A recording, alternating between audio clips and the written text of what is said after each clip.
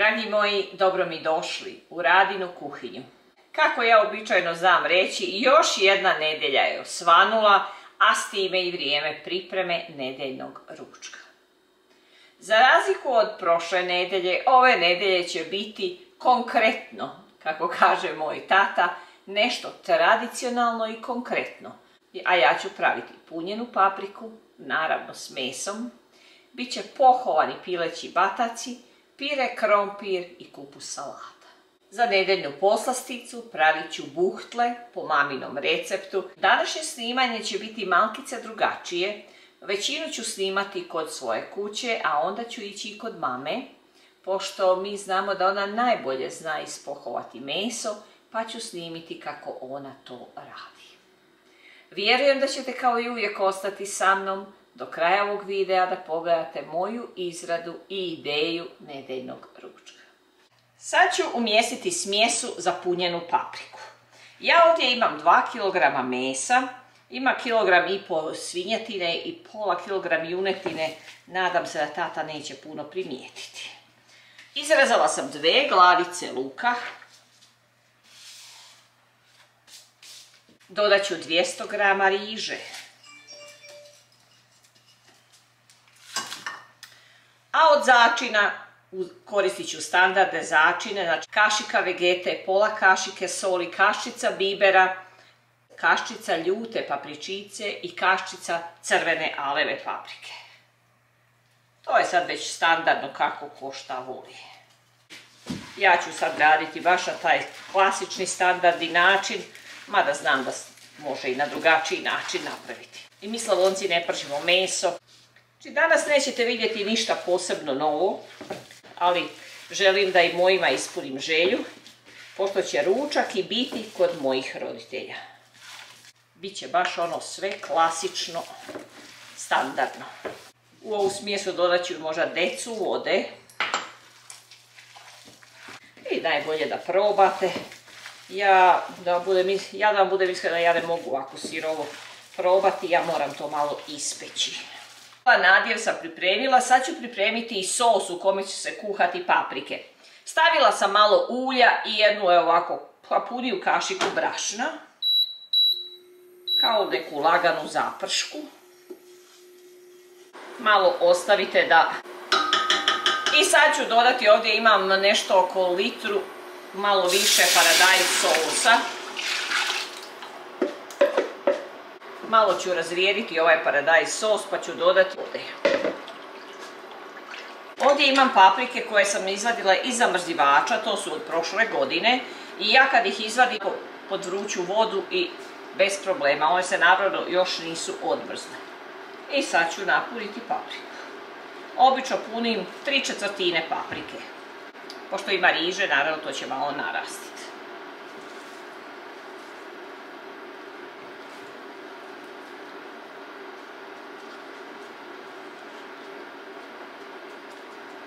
Prošle godine sam zamrzla preko 100 paprika. Mi jako volimo i punjenu papriku sa krompirom, tako da često pravim. Jer ove paprike bijele kao naše, ili vamo iz ovu mađarske, imamo samo tokom ljeta. Imam 11 paprika i sad ostalo mi solidno još mesa. I pošto moji uglavnom vole ćufte, dovoljno mi je paprika da se dobije onaj fini miris. Pravite ćufte kakve volite, manje, veće, nije ni važno. Ja ih malo uvaljam u brašno, pa onda u sos.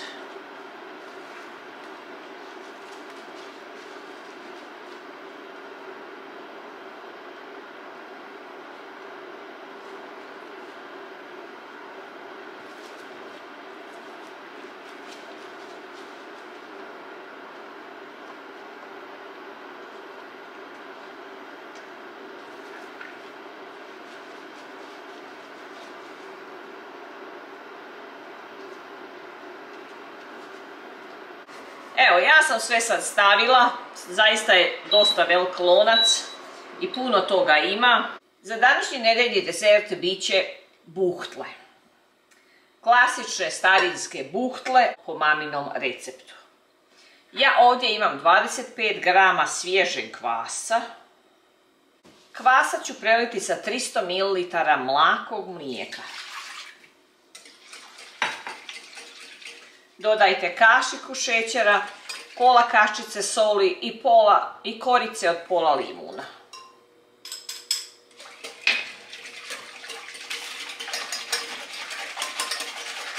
Naravno dodat ću jednu šećer vaniliju.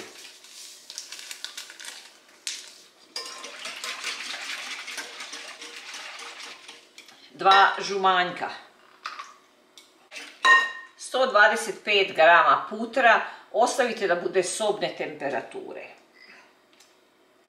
I na kraju dodajte brašno. A brašna nikad ne znam tačno koliko to ide, od 650 do 800 grama, pa vi ćete sad odrediti. Ja sam ovdje izmjerila 800 grama, ali vidjet ću koliko će mi ostati.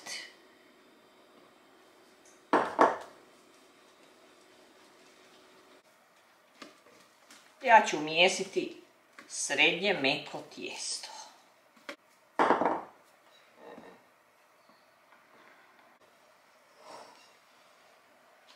Meni je bilo potrebno 660 grama brašna, evo toliko. I ja ću sad tijesto ostaviti da se odmara i da naraste. Jedno pola sata već je dovoljno, već fino naraste. Tijesto za buhtle je naraslo, održala sam ravno pola sata. I sad ću razviti.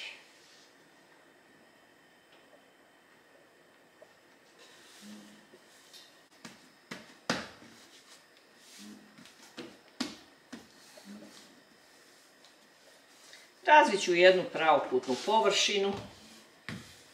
Tako vam je nekako najlakše onda rezati. Evo, ja sam razvila jednu veću koru. I sad ću premazati sa putrom. 75 grama putra, pa razmažite preko tijesta.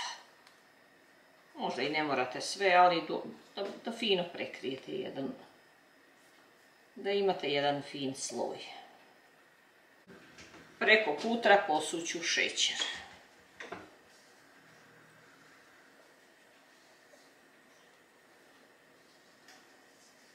Sad ću izrezati, stavljati pekmez i to je to.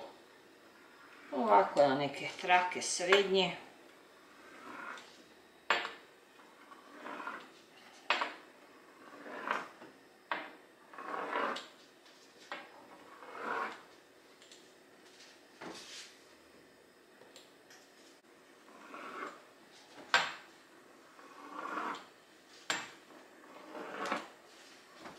Otprilike ovako. Nekako mi za buhtle uvijek najljepši pekmez od šljiva, mada možete staviti koji god volite. Naravno, ja ću od šljiva.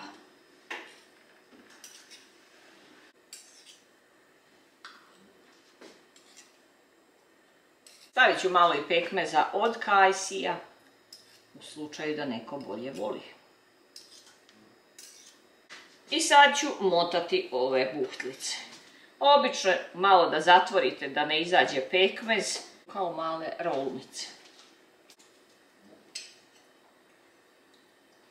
Uvijek volim staviti malo više pekmeza, ali malo će sigurno da iscuri.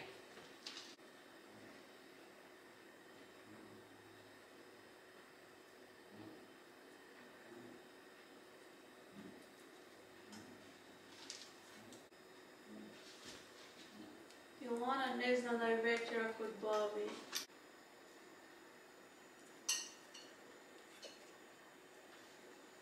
Evo, kad sam napunila jednu tepsiju, ostavit ću naravno još jedno 20 minuta da malo naraste, pa ću onda stavljati peći.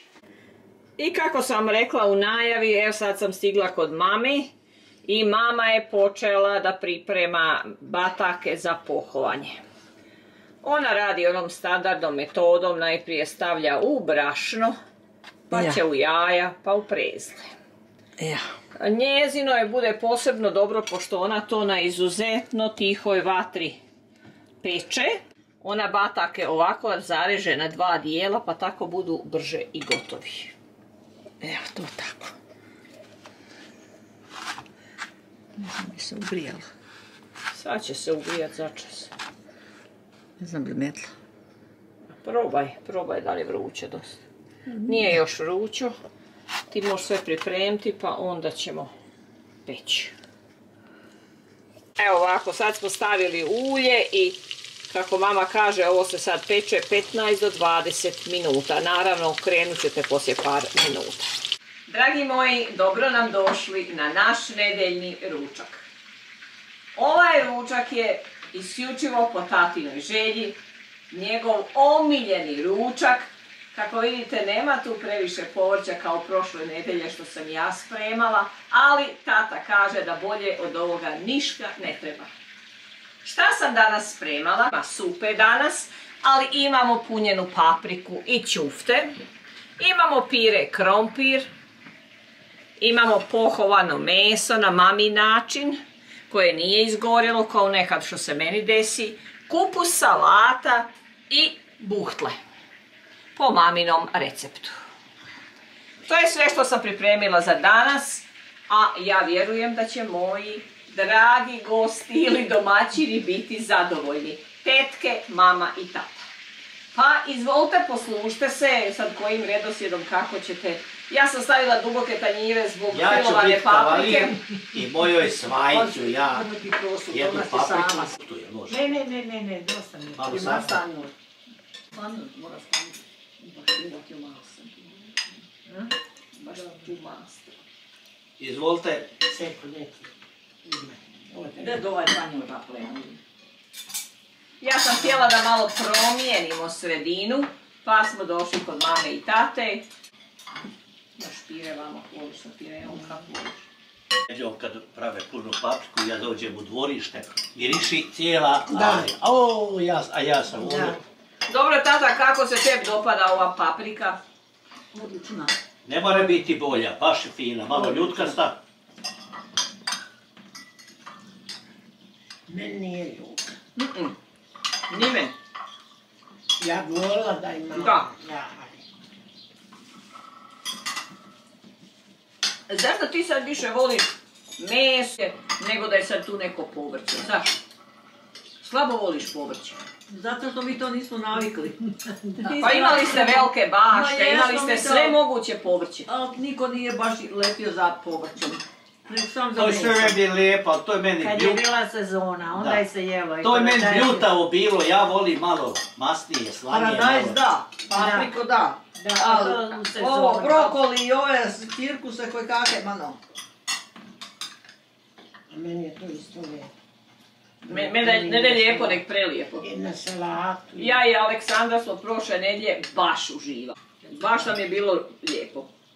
I sve se može pojesti, pošto? Zašto ne? Može da, povrće. Mi smo naučili da konkretno. Ali ne molite vi ni bijelo meso, koliko sam ja. Ne, mora biti prošarano bijelo. Bajadera. To smo i vidjeli. Evo sad smo došli do pohovane piletine. Mama i tata jako vole to pohovano meso. Pa evo ja ispunili smo i danas želju. U stvari mama je to pohovala na svoj način. Ćemo kakvog je ukusa. Ja. I da počastimo sestre. Šti se. Dok je tu. Ja sam mislila tu još dodati neko povrće, ali oni su rekli ništa više, ima kupus salata i to. I dosta. Ništa više. A ja batake najbolje volim odvojiti od kosti. Da. Kad poham. I zabatak isto. Da. Mogu vam reći da je jako sočno, baš je fino. Je, baš je. Još je mama to i narezala onak na 2 mjesta, da bolje prođe, jel? Da bude brže gotovo. Ali oni po 20 minuta se pekla jedna tura.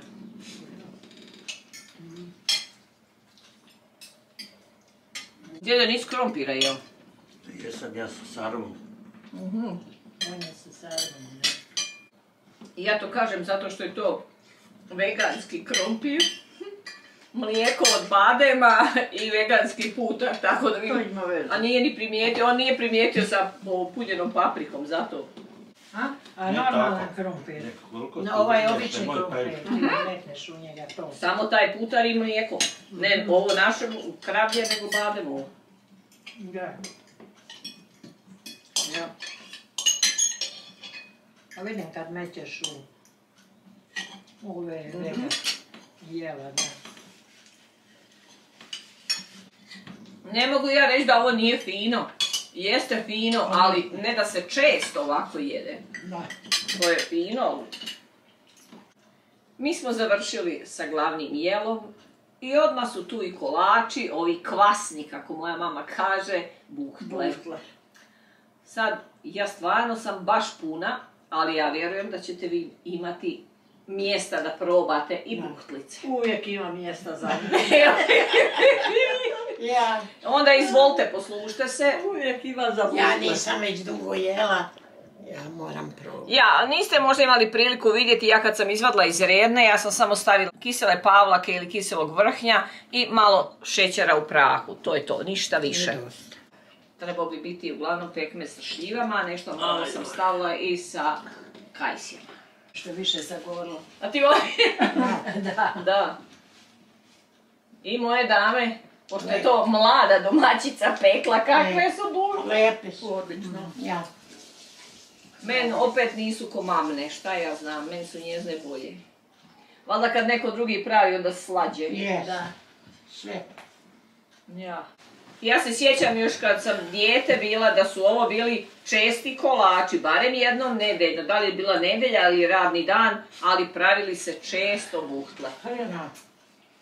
Je li tako bilo i za tvoga djetinjstva? Je, bile su i masnice i kalup kuglov je bio, štrudle koje kake, palačinke, to su bili, Krofne je to. Ja, to je to. to su bili više kolači. Poslije je došlo malo bez puno više. filovanja i bez Ja.